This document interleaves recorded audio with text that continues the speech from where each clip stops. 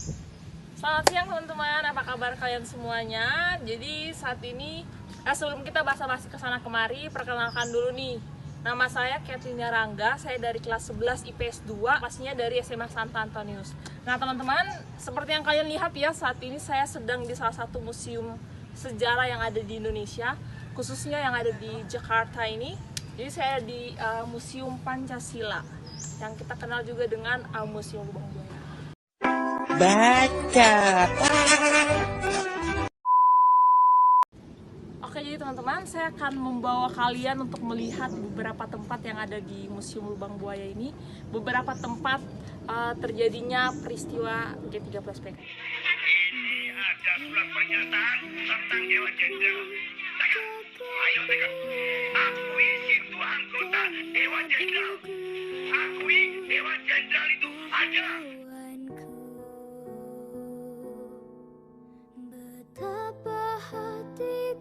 Museum Pancasila dibuat atas usul Presiden Soeharto untuk menyatakan bahwa Pancasila tidak berhasil digoyahkan dan juga bentuk penghormatan kepada para pahlawan yang berjuang mempertahankan ideologi negara yaitu Pancasila. Oke, jadi teman-teman semuanya, sekarang ini saya sudah berada di salah satu tempat sejarah yang ada di Museum Lubang Buaya ini, yaitu Sumur Maut. Yang kita tahu bahwa Sumur Maut ini tempat terjadinya setelah pahlawan kita disiksa dan akhirnya dibunuh. Mereka semua, mayat mereka semua dijadikan satu dan dibuang ke dalam Sumur Maut ini. Ini Sumur Maut ini memiliki kedalaman 12 meter, jadi semua mayat dijadikan satu di dalam lubang yang sempit.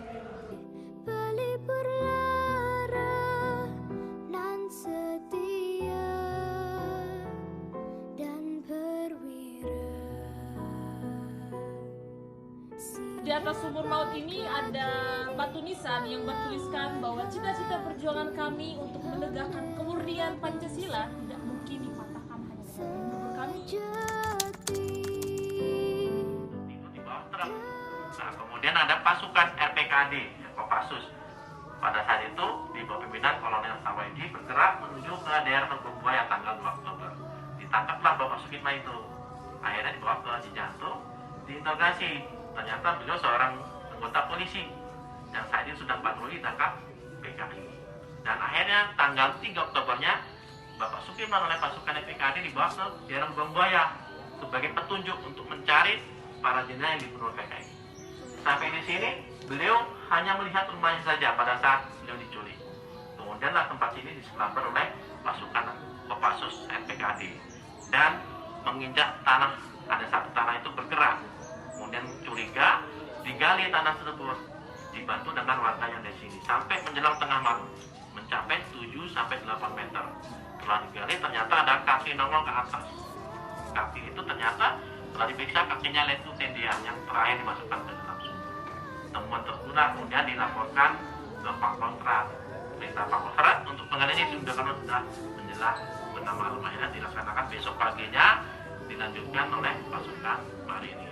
Dan berhasil diangkat ada 7 jenazah.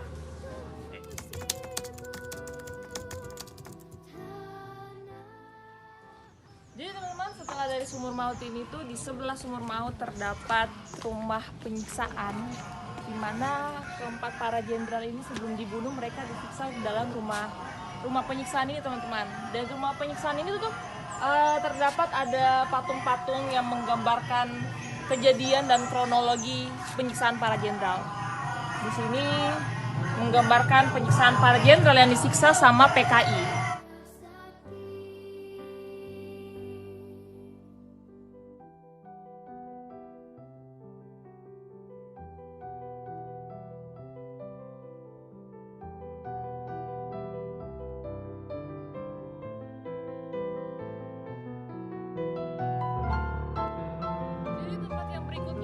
Di Museum Lubang Buaya ini yaitu ada Tugu Revolusi, di mana tugu ini berisi patung-patung ketujuh pahlawan revolusi yang menjadi korban G30SPKI.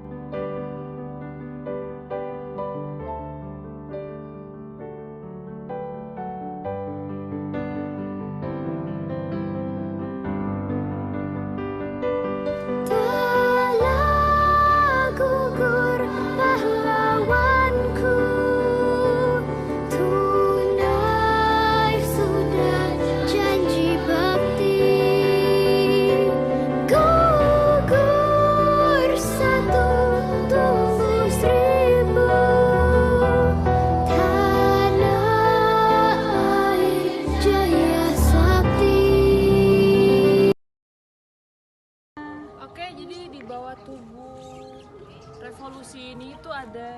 ada gambaran-gambaran yang mengenai peristiwa-peristiwa terjadinya G30 Hatiku tak akan sedih, hamba ditinggal sendiri. Siapakah kini pelipur lara nan setia dan perwira? Jadi digambarkannya itu di bawah tubuh, di mana terjadinya penyiksaan sampai kepada dimasukkannya ke dalam lubang maut dan sebagainya macamnya. Jadi teman-teman, di tempat berikutnya di Museum Lubang Buaya itu ada dapur umum. Jadi di sini tempat para PKI itu memasak. Kalau nggak salah ya teman-teman ya, soalnya saya nggak tahu tempat memasak atau, tapi seperti namanya dapur umum, berarti tempat buat memasak. Jati telah gugur pahlawanku, tunai sudah janji bakti, gugur satu tumbuh seribu,